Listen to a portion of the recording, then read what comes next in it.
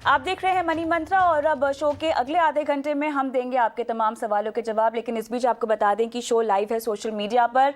अगर आप अपने सवाल भेजना चाहते हैं तो आप कमेंट बॉक्स पर अपने सवाल डाल सकते हैं। साथ ही अगर आप चाहें तो अपने सवाल हमें व्हाट्सएप भी कर सकते हैं। 9619873567 हमारा नंबर है जहां पर आपको अपना सवाल भेजने का मौका दिया जा रहा है। तो चलिए आगे बढ़ते हैं और शो में अब मैं स्वागत करना चाहती हूं हमारे अगले मेहमान का, जो आपके सवालों के जवाब देंगे। वाइस इन्वेस्ट के सीईओ हेमंत उस्तगी। हेमंत जी, स्वागत है आपका हमारी इस खास पेशकश में। तो एक बार फिर से सवालों की झड़ी यहाँ पर लगी हुई है, जहाँ पे एक एक करके जितनी भी डेवलपमेंट्स हो रही है इन्वेस्टमेंट वर्ल्ड में और आगे चल के उनके पोर्टफोलियो में क्या बदलाव करने चाहिए, इसको लेकर लोग जुड़ चुके हैं।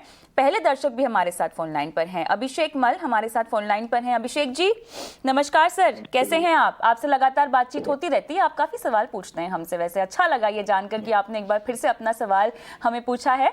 बताइए अब की बार क्या है सवाल है?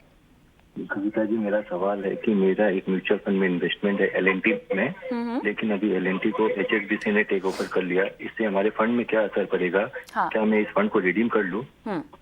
ऑलराइट, बहुत अच्छा सवाल है आपका और इसको लेकर काफ़ी सवाल एक आम निवेशक के मन में भी हैं।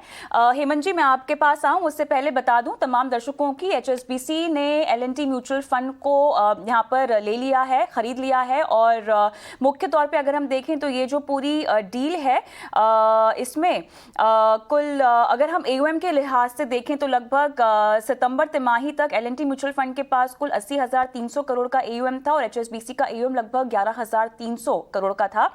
अब ये दोनों एयूएम्स मिलाकर 92,000 करोड़ के आसपास का एयूएम हो जाएगा। अब इस बीच जो खरीदा गया है एलएनटी म्यूचुअल फंड को, एलएनटी म्यूचुअल फंड के निवेशकों के दिमाग में, उनके जहन में अपने फंड को लेकर काफ़ी सारे सवाल होंगे। तो नेचर ऑफ बाइंग आउट क्या है?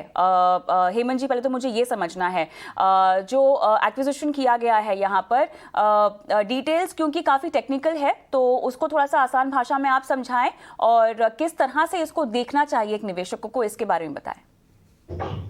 देखिए कविता, जो आपने बात की अभी कि एलएनटी फंड का जो टेक ओवर किया एचएसबीसी म्यूचुअल फंड ने, टेक्निकलिटीज ऐसा है कि पूरा का पूरा जो एयूएम है वो विद द स्कीम और विद द स्टाफ वो अभी एचएसबीसी के पास जाएगा। मतलब अभी समझने की जरूरत है कि एसेट्स भी जाएंगी और जो पूरी की पूरी टीम है, अभी तक जो इंफॉर्मेशन है पूरी की पूरी टीम जो है वो एचएसबीसी के पास जाएगी। इसका मतलब क्या हुआ कि सिर्फ प्रमोटर बदलेंगे, ओके, और बाकी जो टीम है जनरली आप देख सकते हैं कि वही रहनी चाहिए।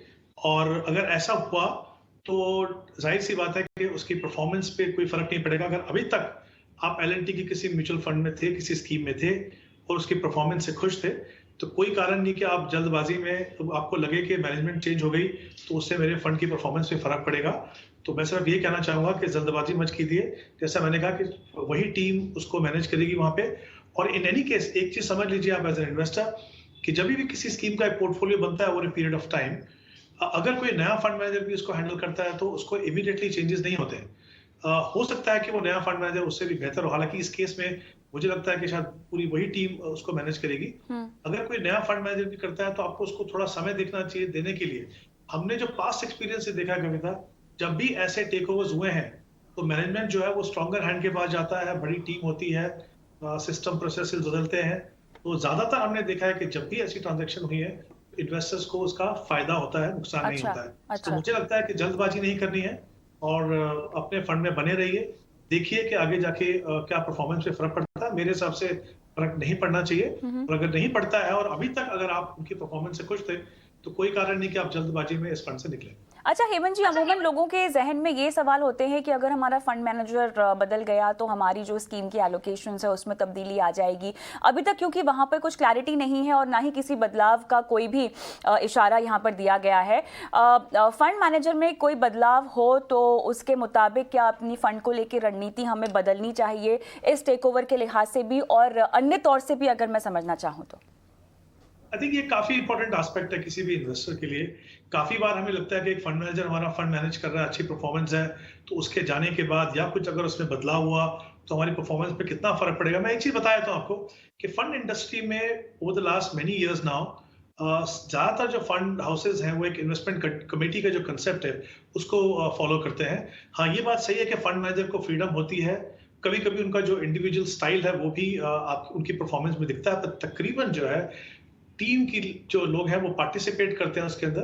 तो अगर जो बाकी फंड मैनेजर हैं वो देखते हैं, सीआईओ देखते हैं, और खुद ये फंड मैनेजर जो मैनेज करते हैं वो भी देखते हैं, तो आपको पता रहता है कि किस तरीके का थॉट प्रोसेस है। काफी बार इन्वेस्टमेंट की जो फिलॉसफी है वो फंड हाउस की फिलॉसफी भी होती है, जिसको across the board different funds में फंड मैनेजर उसको फॉलो करते हैं। तो मेरा ये बोलना है कि क्योंकि फोकस जो है इस तरीके से फंड मैनेजमेंट पे होता है, अगर बदलाव भी हो तो बहुत ज्यादा इंडिविजुअल स्टाइल उस परफॉर्मेंस में नहीं आता। हाँ, कुछ हद तक कभी कभी आ सकता है। अगर ऐसा बदलाव भी हो, टेक ओवर को छोड़ दीजिए, अगर जनरली भी अगर फंड मैनेजर बदलता है तो समय दीजिए। हो सकता है कि नए फंड मैनेजर जो है उनसे ज्यादा एक्सपीरियंस हो, क्योंकि आजकल तो इतनी ट्रांसपेरेंसी है कि सारी इंफॉर्मेशन आपको मिल जाती है कि जो फंड मैनेजर अभी फंड को मैनेज करने वाले हैं उनका ट्रैक रिकॉर्ड कितना है, वो कहाँ से आए हैं, किस तरह के उन्होंने फंड्स मैनेज किए हैं, उनका ट्रैक रिकॉर्ड देखिए कि वो पोर्टफोलियो किस तरह से मैनेज करते हैं। और जैसे मैंने कहा, अगर एक फंड का पोर्टफोलियो अच्छा है तो कोई कारण नहीं है कि कोई भी नया फंड मैनेजर आके उसको बदलाव करेगा। हाँ, थोड़ी सी जैसे मैंने कहा इंडिविजुअल स्टाइल में थोड़ा फर्क आ सकता है, बट बहुत ज्यादा परफॉर्मेंस में फर्क नहीं पड़ता है। तो मेरा ये बोलना है कि कभी भी अगर ऐसा हो तो जल्दबाजी में आप उसको फंड से मत निकलिए, थोड़ा समय दीजिए, देखिए किस तरह की परफॉर्मेंस है, किस तरह की क्वालिटी मेंटेन होती है, और फिर जाके डिसीजन लीजिए। बिल्कुल, तो वो तमाम निवेशक जो कि एल&टी म्यूचुअल फंड के फंड्स को होल्ड करते हैं, अगर आप भी किसी भी तरह की दुविधा में हैं कि क्या अपने फंड से निकल जाए या किस तरह की परफॉर्मेंस रह सकती है, थोड़ा सा समय दीजिए। अभी ये टेक ओवर हुआ है, लेकिन जल्दबाजी में किसी भी फंड से निकलने की ज़रूरत नहीं है। आप सुरक्षित हैं, आपका पैसा भी सुरक्षित है। जिस तरह से आपने जो सोच कर निवेश की रणनीति बनाई थी किसी भी म्यूचुअल फंड में एल&टी के, उसमें आपको अभी रहना ही है। आगे बढ़ते हैं और हमारे अगले दर्शक केडी पाठक साहब हमारे साथ फोन लाइन पर हैं। नमस्कार पाठक जी, कहां से बोल रहे हैं सर? मैं जम्मू से बात कर रहा हूं। जम्मू से बात कर रहे हैं, बताइए सर। आपने घर खरीदना है, रिटायरमेंट और 2 बच्चों की पढ़ाई लिखाई के लिए पैसे इकट्ठा करने हैं, अहम गोल मतलब जीवन के सारे। एक्चुअली मैम, मेरे को तो ये डिसाइड नहीं कर पाया कि किस फंड में कितना क्या चाहिए, पर टोटलिटी में मुझे 10 CR का नियर अबाउट आइडिया लगा है। लेकिन फिलहाल जो मैं रन कर रहा हूँ अभी 3 ही रन कर रहा हूँ। PGIM का मिड कैप और LGFC का मल्टी कैप जस्ट स्टार्ट किया है। इन्वेस्टो का इंटरनेशनल जो ग्लोबल कंज्यूमर फंड है, और 1-2 और डाल सकता हूँ 5000 ईच का। तो उसी हिसाब से मैं थोड़ा सा कंफर्म करना चाह रहा था कि मिड कैप, मल्टी कैप और इंटरनेशनल फंड तो लिया है, क्या सही लिया है, नहीं लिया है, या फिर और क्या ऐड करने की जरूरत है? ठीक है, जो अभी आप निवेश कर रहे हैं वो आप कब से कर रहे हैं? ये तो एक्चुअली मैं पिछले 4-5 साल से कर रहा था पहले भी, लेकिन ये टीम में लेटेस्ट या वो पहले डिस्टर्ब हो गया था, तो उस तरह का मतलब नहीं हो पाया था। तो फिर से मैंने इसको लास्ट 1 ईयर से स्टार्ट किया है। SDFC नया ऐड किया है। ऑलराइट, तो ये ओके जी, कुछ पूछना चाह रहे हैं आप? पहले हाँ, पहले मैं एक SBI ब्लू चिप भी चला रहा था, अभी भी चल रही है, लेकिन मैं थोड़ा उसका परफॉर्मेंस बेहतरीन नहीं लग रहा था, तो मैं उसका सप्लीमेंट ढूंढ रहा था कि ये क्या उसको एग्जिस्ट करें या फिर चेंज कर लें। चलिए हेमंत जी, 5000 से अपनी इन्वेस्टमेंट और बढ़ा सकते हैं, लेकिन मौजूदा पोर्टफोलियो में PGIM का मिड कैप है, इन्वेस्को ग्लोबल ये कह रहे हैं, और HDFC मल्टी कैप भी है। 23 साल हैं और 10 करोड़ इनका कुल मिला के लक्ष्य है इकट्ठा करने का। बताएं कविता। देखिए, इससे पहले मैं बताऊं कि इनकी जो फंड सिलेक्शन है वो कैसी है। एक इंपॉर्टेंट एस्पेक्ट है, मैं चाहूंगा कि उस पर थोड़ा ध्यान दें। इन्होंने कहा कि इनका जो टारगेट है वो 10 करोड़ है, और 23 साल के बाद 3 गोल्स इन्होंने कहा है। इन्होंने कहा है कि बच्चों की एजुकेशन के लिए, रिटायरमेंट के लिए और घर लेने के लिए। अब प्रॉब्लम यह है कि क्योंकि आप सारे गोल्स को पूल कर रहे हैं, तो अगर मैं 12% की एनुअलाइज रिटर्न मान के चलूँ 23 साल तक, अगर ये कंटिन्यू करे अपनी इन्वेस्टमेंट को, तो करीब 70,000 रुपीज उनको पर मंथ इन्वेस्ट करना होगा इन तीनों गोल्स को अचीव करने के लिए। तो सबसे पहले तो मैं एडवाइस करना चाहूंगा इनको कि तीनों के तीनों गोल्स को आप सेपरेट कीजिए, घर को, बच्चों की एजुकेशन को और अपने रिटायरमेंट को। तीनों को अलग अलग टाइम होराइजन दीजिए, टारगेट दीजिए। इसके 2 फायदे होंगे, जो 2 या 3 इनफैक्ट बड़े फायदे होंगे। सबसे पहले तो ये कि आप गोल बेस्ड अपना पोर्टफोलियो बना पाएंगे। दूसरी बात, जब आप टारगेट लगाएंगे तीनों गोल्स के लिए, तो आपको इंडिविजुअली डिसाइड कर पाएंगे कि कितना पैसा हर गोल के लिए चाहिए। तो अगर आपकी उतनी कैपेसिटी नहीं है तो तीसरी इंपॉर्टेंट चीज क्या होगी कि आप अपने गोल्स को प्रायोरिटाइज कर पाएंगे कि आपको घर पे ज्यादा खर्चा करना है या बच्चों के एजुकेशन पे करना है या अपने रिटायरमेंट पे, क्योंकि 30 साल का समय है तो कहीं ना कहीं आपको अपनी इन्वेस्टमेंट स्ट्रैटेजी को थोड़ा सा रीअलाइन करने का मौका मिलता है। और सबसे इंपॉर्टेंट चीज ये कि जब आप पूल करके एक इन्वेस्टमेंट पोर्टफोलियो बनाते हैं तो उसको मॉनिटर करना मुश्किल होता है। दूसरा, जो एसेट एलोकेशन है वो चाहे जो डिफरेंट गोल्स के लिए डिफरेंट हो वो भी नहीं होती है, तो एक कंबाइंड एसेट एलोकेशन बनती है और कहीं ना कहीं उससे आपके पोर्टफोलियो को थोड़ा नुकसान होता है। तो मेरी पहली एडवाइस तो ये है कि तीनों गोल्स को आप सेपरेट कीजिए, कितना समय है, कितना इन्फ्लेशन को कंसीडर करके कितना टारगेट है वो लगाइए। अब मैं इनके फंड्स की अगर बात करूं तो इनके पास पीजीआईएम का एक मिड कैप फंड है जो काफी अच्छा फंड है, वो डेफिनेटली उसमें कंटिन्यू कर सकते हैं। एचडीएफसी का मल्टी कैप फंड है, बहुत ही नया फंड है तो उस पर अभी भी कमेंट करना बहुत मुश्किल है। अगर आपने किसी फंड में डाला है तो जैसा मैंने पहले भी कहा कि फंड को आप थोड़ा समय दीजिए, तो आप multi cap as a strategy definitely सही है, तो उसमें आप कंटिन्यू कीजिए। तीसरा, इनके पास एक इन्वेस्को का ग्लोबल फंड है, उसमें 3 ऑप्शंस हैं एक्चुअली। एक ग्लोबल कंज्यूमर ट्रेंड है, एक पैन यूरोप का जो पोर्टफोलियो बनता है वो फंड ऑफ फंड है, और एक ग्लोबल इक्विटी इनकम है। तो तीनों में से कौन सा है? अगर आपके पास कंज्यूमर ट्रेंड है तो डेफिनेटली अच्छी चॉइस नहीं है, पैन यूरोप भी इतना अच्छा नहीं कर रहा है। मेरी सलाह आपको ये रहेगी कि बजाय इसके इस स्टेज पे जब अपना पोर्टफोलियो बना रहे हैं, एक इंटरनेशनल फंड में डालने से अच्छा आप किसी ऐसे फंड में इन्वेस्ट कीजिए जहां पे आपको दोनों का मिक्स हो, डोमेस्टिक भी मिले और आपको इंटरनेशनल भी मिले, ताकि आप थोड़ा एक्सपीरियंस कर पाओ और फिर आगे जाके जब थोड़ा एक्सपीरियंस हो जाएगा तब फिर एक सेपरेटली ग्लोबल फंड दे सकते हो। तो उसमें 2 फंड्स हैं, जैसे एक एक्सिस ग्रोथ अपॉर्चुनिटी हो सकता है या फिर पराग पारिक का जो फ्लेक्सी कैप फंड है। इस तरह के फंड में से एक फंड चुनिए। जहां तक ये मैं ग्लोबल के सामने की बात कर रहा हूँ, और इन्होंने कहा जैसे 5,000 रुपीज या एडिशनल इन्वेस्ट कर सकते हैं समय पे, तो वहां पे मेरी चॉइस रहेगी एक फोकस फंड, मेरे एसेट का जो फोकस फंड है, क्योंकि इनके पास एक मल्टी कैप फंड हो गया, एक जैसे मैंने कहा एक इंटरनेशनल फंड कॉम्बिनेशन हो गया, और एक मिड कैप फंड है, और एक फोकस फंड जो रहेगा वो मुझे लगता है स्ट्रैटेजी बिल्कुल सही है। और इस फंड में जो बायस है वो लार्ज कैप के ऊपर है, तो आई थिंक आपके पोर्टफोलियो में रिस्क बोर्ड का जो बैलेंस है वो भी अच्छा रहेगा। काफी अच्छी परफॉर्मेंस इस फंड की रही है, तो मुझे लगता है उसको आप ऐड कीजिए। बट जैसा मैंने कहा, पोर्टफोलियो को अलग कीजिए, गोल्स को अलग कीजिए, और फिर देखिए कि कौन से गोल को आपको प्रायोरिटाइज करना है। ऑल राइट, पाठक साहब, उम्मीद करते हैं कि आपको सलाह समझ में आ गई है और पोर्टफोलियो में जो बदलाव बोले गए हैं वो आपको करने हैं। निवेश साफ तौर से आपको और बढ़ाना है और जितना हो सके अपने लक्ष्यों को लेकर थोड़ी सी और क्लैरिटी लाने की कोशिश करें। प्रवीण हमारे अगले दर्शक हमारे साथ हैं फोन लाइन पर। अपने पोर्टफोलियो को इन्होंने भेजा है। 10 से 12 साल में 40 लाख रुपए ये चाहते हैं। SBI स्मॉल कैप, कोटक सन मल्टी कैप है, एक्सिस का ELSS फंड है, SBI का बैंकिंग फाइनेंशियल है, मेरा एसेट इमर्जिंग ब्लू चिप है। प्रवीण, कब से निवेश कर रहे हो इनमें? मैं 2 साल से इन्वेस्ट कर रहा हूँ मैडम। 2 साल से कर रहे हैं ना? तो मुझे बताइए कि अभी इन्वेस्टमेंट बढ़ाने की मंशा है, क्योंकि अभी आप मेरे ख्याल से 5,000 रुपए का कुछ इन्वेस्टमेंट कर रहे हैं।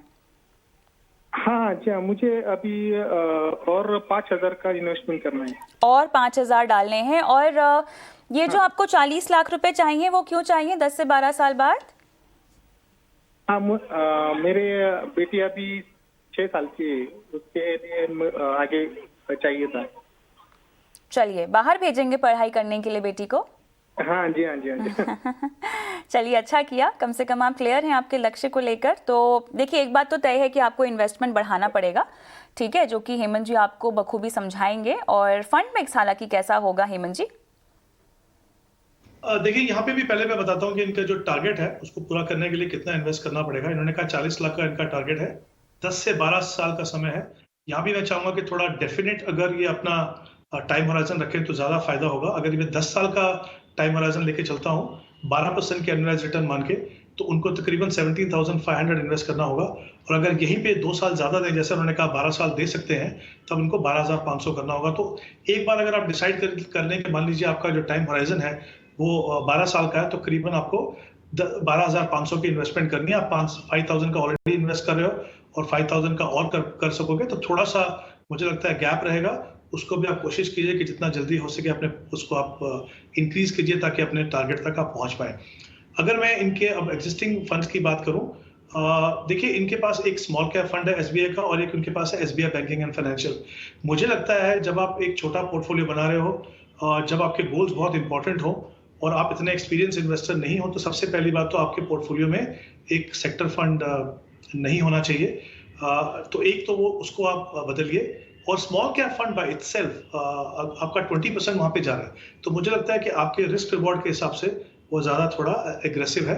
तो आप एक दो चेंजेस कर लीजिए, जैसे आपके पास मेरे इमर्जिंग ब्लू चिप फंड है, उसमें 1000 रुपया बढ़ा दीजिए, तो वो एक इन दोनों SIP को बंद करके एक वो कर दीजिए, और दूसरा एक SBI फोकस फंड उसके अंदर अपनी SIP शुरू कीजिए। और जो भी एडिशनल पैसा आपको डालना है, जैसे आपके पास कोटक स्टैंडर्ड मल्टी कैप है, अगर आपको ALSS के लिए डालना है तो वहां पे भी आप एक्सेस में ऐड कर सकते हो, और SBI फोकस, इन तीनों फंड के अंदर जो एडिशनल पैसा है वो भी लगाइए। बहुत ज्यादा फंड पोर्टफोलियो को मत रखिए, क्योंकि आपको फिर मॉनिटर करने में थोड़ी प्रॉब्लम होगी। तो ये दो चेंजेस कीजिए, एडिशनल इन्वेस्टमेंट भी यहाँ पे कीजिए, और जैसा मैंने कहा कि अगर आपके पास 12 साल का समय है तो आप 2500 रुपये आपको SIP बढ़ानी चाहिए।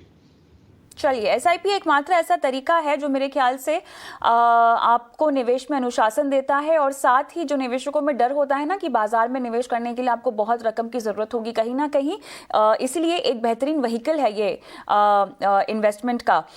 कोई और सवाल प्रवीण जो पूछना चाहते हैं आप? हाँ, मेरा वो कोटक मल्टी कैप फंड है, वो स्विच ऑन दूसरे फंड में करूँ क्या मैडम? हाँ, कोटक का मल्टी कैप फंड आपने सलाह दी है हेमंत जी इस पर, है ना? जी बिल्कुल, एक्चुअली बिल्कुल नया फंड है, बिल्कुल हाँ, बहुत ही रिसेंटली आया है। तो जैसे मैंने पहले भी कहा कि रिसेंट किसी फंड में डाला है तो उसको थोड़ा समय दीजिए आप। चलिए और उसको उनके फंड समय, हाउस के जो फंड्स हैं उनकी परफॉर्मेंस काफी अच्छी है, तो उनको समय दीजिए। मेरा विश्वास है कि वो डेफिनेटली वो फंड आगे जाके अच्छा करेगा। चलिए आगे बढ़ते हैं, और अगले दर्शक अशोक कुमार हमारे साथ फोन लाइन पर हैं, और इन्होंने अपने पोर्टफोलियो में कुछ 8 फंड शामिल किए हुए हैं। अशोक कुमार जी नमस्कार सर। नमस्कार सर, नमस्कार। कैसे हैं सर, आप रिटायर्ड हैं? रिटायर्ड है। अच्छा, 4 साल रिटायर्ड है, सेल एम्प्लॉय। अच्छा, तो आजकल क्या कर रहे हैं फिर? रिटायरमेंट के बाद की जिंदगी आपने कैसे प्लान की थी? अभी ऐसे ही टीवी ये प्रोग्राम देखता है, ET नाउ ऐसा। अच्छा। तो शेयर में ट्रेडिंग करता है, पोजीशनल ट्रेडिंग। मतलब अब तक जो कमाया है उसको और कमाने का इरादा है ना? हाँ, हमारा एक तो गोल है, हमारा लड़की का MBA कराना है नेक्स्ट 2023 में। अच्छा, 2000 और थोड़ा कॉर्पस बढ़ाना है, जैसे हमारा जिंदगी गुजार जाए अच्छे से। बहुत बढ़िया। तो MBA के लिए आपको कितना खर्चा चाहिए सर? 20 लाख। 20 लाख हमारा फंड तो कुछ है। हाँ, कुछ है, तो इस 20 लाख में से कितने का बंदोबस्त है ऑलरेडी? ऑलरेडी 10 लाख है। ऑलरेडी 10 लाख है, तो मतलब अभी आपको इमीडिएट रिक्वायरमेंट 10 लाख की है, अगले साल की ही बात है। हमारा क्वेरी है, हाँ। इसमें जो हम जो फंड अभी जो चला रहे हैं, इसमें कोई अरेंजमेंट रीबैलेंस करना होगा? बिल्कुल, इतना सारी फंड है ना। हाँ, आप काफी सालों से इन्वेस्टमेंट कर रहे हैं ना? हाँ हाँ हाँ, 2010 से कर रहे हैं। 2010 से कर रहे हैं। चलिए हेमंत जी, काफ़ी फैला हुआ पोर्टफोलियो है, लेकिन क्योंकि ये रिटायर्ड हैं तो मेरे ख्याल से इन्होंने अच्छा खासा कॉर्पस रिटायरमेंट के लिहाज से तो इकट्ठा कर रखा है। कुछ रीबैलेंसिंग की ज़रूरत इनके पोर्टफोलियो में? कविता, सबसे इंपॉर्टेंट चीज ये है कि रिटायरमेंट के बाद भी उन्होंने इक्विटी का पोर्टफोलियो बनाया है, बहुत इंपॉर्टेंट है जी। काफी सारे इन्वेस्टर्स जो हैं रिटायरमेंट के बाद, क्योंकि उनका पूरा फोकस जो है सेफ्टी पे रहता है, ऑफ कोर्स वो नेचुरल सा भी है, बट हम ये भूल जाते हैं कि वहां पे भी आपको पैसे को ऐसे बढ़ाने की जरूरत है कि इन्फ्लेशन से आप अच्छा रिटर्न पा सके वहां पे। तो अच्छी बात है कि उन्होंने इक्विटी का पोर्टफोलियो बनाया है, लेकिन हमेशा बनाने के समय एक चीज ध्यान रखनी है कि इक्विटी बाय नेचर एक एग्रेसिव एसेट क्लास है। अपने पोर्टफोलियो को इस तरह से बनाइए कि ओवरऑल पोर्टफोलियो जो है वो काफी एग्रेसिव ना हो। तो वो कैसे करेंगे आप? मतलब कुछ तरह की जो कैटेगरीज ऑफ फंड्स हैं इक्विटी के अंदर, उसको आपको थोड़ा अवॉइड करना है। तो जैसे अगर मैं कविता इनके पोर्टफोलियो की बात करूं, इनके पास एक बिरला का फार्मा फंड है, जो मेरे हिसाब से एक आम निवेशक के पास नहीं होना चाहिए, जबकि आपका छोटा पोर्टफोलियो है। एक इनके पास थीमेटिक फंड है PSU का, वो भी मुझे लगता नहीं कि वो बहुत अच्छी स्ट्रैटेजी है। तो मुझे लगता है कि बिरला के ही जो जैसे फ्लेक्सी कैप फंड है, काफी पुराना फंड है, बहुत ही कंसिस्टेंटली परफॉर्म कर रहा है। एक उनके पास फ्रंट लाइन फंड है जो लार्ज कैप ओरिएंटेड फंड है। उस तरह के फंड्स में इस पैसे को स्विच कीजिए, ताकि आपका परफॉर्मेंस भी अच्छा रहे और थोड़ी सी कंसिस्टेंसी रहे। इनकी SIP की बात करूं, अगेन यहाँ पे इनके पास एक स्मॉल कैप फंड है और एक ब्लू चिप फंड है। 1,000 की 2 इन्वेस्टमेंट कर रहे हैं। उन दोनों को अगर ये कंबाइन करें, मैंने एक फंड की बात की थी पहले, SBI फोकस फंड, जो मुझे लगता है एक तो फोकस स्ट्रैटेजी है, SIP के लिए बिल्कुल सही है, बहुत ही अच्छी परफॉर्मेंस है, क्वालिटी अच्छी है, तो उन दोनों को कंबाइन करके अगर आप SBI फोकस में करें, ये 2-3 बदलाव अपने पोर्टफोलियो में कीजिए, आप देखेंगे कि रिटर्न जो है थोड़े कंसिस्टेंट होंगे और बेटर होंगे। तो ये चेंज करना, जैसे मैंने कहा, जब भी इक्विटी का पोर्टफोलियो बनाए तो ध्यान रखिए कि इक्विटी बाय नेचर एग्रेसिव है, रिस्क रिवॉर्ड के अंदर बैलेंस करके चलिए। बहुत ज्यादा एग्रेसिव पोर्टफोलियो, तो प्रॉब्लम क्या है थीमेटिक और सेक्टर में कि ऐसे फेज आते हैं जब वो परफॉर्म नहीं करते। एज ए रिटेल इन्वेस्टर, जब छोटे इन्वेस्टर आप हैं, तो आप वो टाइम गैप आपके लिए बहुत एडवांटेजेस नहीं रहता इन द लॉन्ग रन। तो मुझे लगता है एक ऐसा पोर्टफोलियो बनाइए जहाँ पे जैसे flexi cap, large and mid, multi cap, इस तरह के पोर्टफोलियो हो, ताकि तीनों सेगमेंट में आपका एक्सपोजर हो, फ्लेक्सिबिलिटी हो फंड मैनेजर के पास कि जिस तरीके का उनको लगे परफॉर्मेंस मार्केट में, उस हिसाब से वो चेंज कर सकें और एक अच्छा क्वालिटी पोर्टफोलियो बने। ऑलराइट, आगे बढ़ते हैं। राहुल हमारे अगले दर्शक फोन लाइन पर हैं। राहुल नमस्कार, गुड इवनिंग। नमस्कार मैम, कैसे हैं? बस बढ़िया हूँ मैम, आप सुनाइए। बिल्कुल ठीक, थैंक यू। बताएं सर, कब से इन्वेस्टमेंट कर रहे हैं? कुछ फंड्स हैं जो मेरे ख्याल से आपने बताए हैं। मेरा एसेट का इमर्जिंग ब्लू चिप है, SBI का स्मॉल कैप है, फ्लेक्सी कैप है पराग पारिक का, और HDFC का हाइब्रिड इक्विटी है। लॉन्ग टर्म गोल है आपका वेल्थ क्रिएशन, मतलब कितना साल मैं इसको पकड़ कर चलूँ? Life time ma'am. Life time. कब से कर रहे हैं इन्वेस्टमेंट और कितनी राशि है? मैंने मैडम 2018 से इन्वेस्टमेंट स्टार्ट किया था। ओके। और मैं 90 लाख का पोर्टफोलियो बनाना चाहता हूँ। अभी तक कितना बना है? अभी तक मेरा HDFC में 20 लाख लग चुका है और मेरे एसेट में मेरा 14 लाख पहुंच चुका है, उसमें STP चल रही है मेरी। अच्छा, मतलब मिक्स है, लमसम और SIP मिक्स है? नहीं, पूरा मतलब मेरा STP के थ्रू ट्रांसफर हो रहा है पैसा। अच्छा अच्छा अच्छा, मतलब हर साल मैं 5 लाख रुपए हर फंड में डालता हूँ। ओके। मतलब हर साल का 17-18 लाख रुपए मैं। तो कुल मिला के आपके तमाम फंड्स मिलाकर क्या वैल्यू है पोर्टफोलियो की? अभी मैम मैं अलग अलग बताऊं आपको कि कितना कितना पहुंच चुका है हर फंड में? बताइए। HDFC में मेरा 20 लाख पहुंच चुका है और एक्चुअली मेरे पास उससे पहले ना एक बैलेंस एडवांटेज फंड था ICICI का, उसमें 15 लाख पहुंच चुका है। पराग पारिक में अभी मेरा 3 लाख पहुंचा है। और मैं जो अपना जो एडवांटेज फंड है ना, ICICI का एडवांटेज फंड, बैलेंस एडवांटेज, उसके 15 लाख को भी आगे शिफ्ट कर दूंगा उसमें, पराग पारिक में। उस फंड को मैं बंद करके पराग पारिक में शिफ्ट करना चाहता हूँ सारे को, फ्लेक्सी के। ओके। और मेरे एसेट में मेरा इस टाइम 14 लाख रुपए लगा हुआ है और बाकी उसमें हाँ एवरी मंथ 44,000 रुपए की STP चल रही है। और SBI स्मॉल कैप में मेरा 25,000 रुपए एवरी मंथ की STP चल रही है। ओके। और आपका गोल है 90 लाख? उसके अंदर 6.5 लाख रुपए इन हो चुका है ma'am SBI small cap.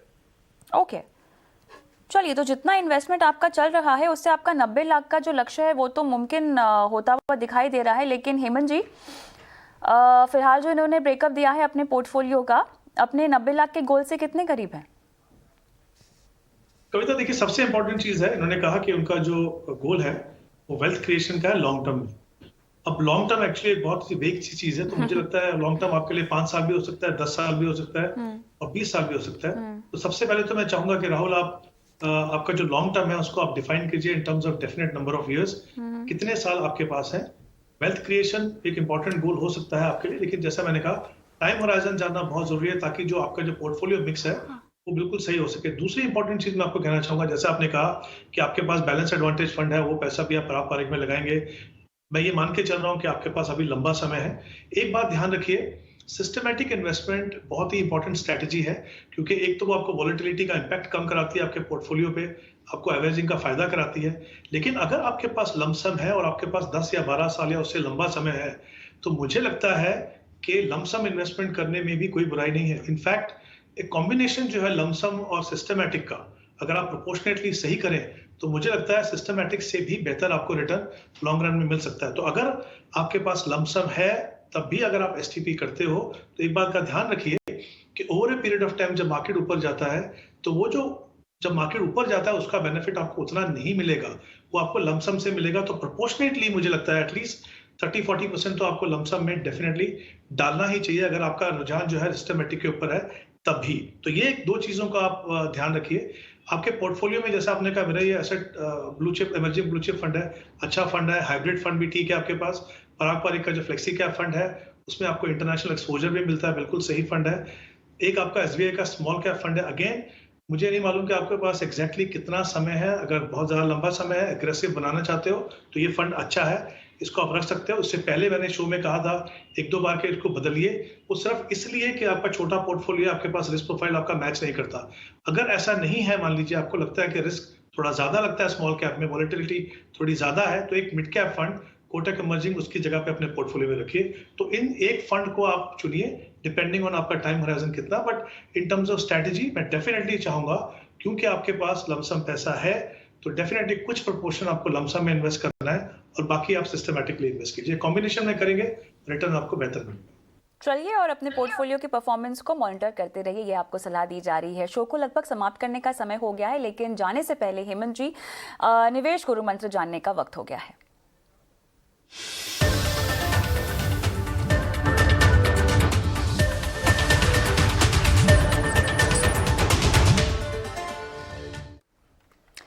Alright Hemant जी, आपका आज का निवेश गुरु मंत्र क्या होगा? देखिए, आज का गुरु मंत्र यह है कि जब आप लॉन्ग टर्म के लिए इन्वेस्टमेंट करते हो तो इन्फ्लेशन जो है आपके रिस्क टू कैपिटल से भी बड़ा रिस्क है। काफी बार क्या होता है, हमारा ध्यान सिर्फ इस पे रहता है कि हम पैसा ना गंवाएं, वो तो होना ही चाहिए, लेकिन इन्फ्लेशन बहुत बड़ा रिस्क है। इसके लिए आपको एक ऐसा पोर्टफोलियो बनाना है जो इन्फ्लेशन से बेहतर आपको रिटर्न दे सके। तो लॉन्ग टर्म इन्वेस्टमेंट में इक्विटी को शामिल जरूर कीजिए, कितना भी प्रोपोर्शन हो। अगर नहीं किया तो पहला स्टेप लीजिए। और यहाँ पर इन्फ्लेशन को आंकने के लिए आपको अपने हर लक्ष्य को गौर से देखना होगा। आपको भले ही अपने बच्चों की पढ़ाई लिखाई की कोई गोल प्लानिंग करनी हो या रिटायरमेंट का लक्ष्य आपको निर्धारित करना हो, ध्यान रखें कि महंगाई को काउंट इन फैक्टर इन आपको हर लक्ष्य के लिए करना है। हेमंत जी, बहुत बहुत शुक्रिया, आपने समय निकाला और दर्शकों को गाइड किया उनकी फाइनेंशियल प्लानिंग में। मनी मंत्रा में आज के लिए मुझे भी इजाज़त दें, लेकिन अपने सवाल हम तक लगातार पहुँचाते रहें। चाहे तो सोशल मीडिया पर अपने सवाल भेजिए, कमेंट बॉक्स पर अपने सवाल डालिए, व्हाट्सएप कर सकते हैं अपने सवाल सीधा। Investment, insurance, credit card, loan का जो भी आपका सवाल है हमें व्हाट्सएप करें 9619873567 पर। नमस्कार।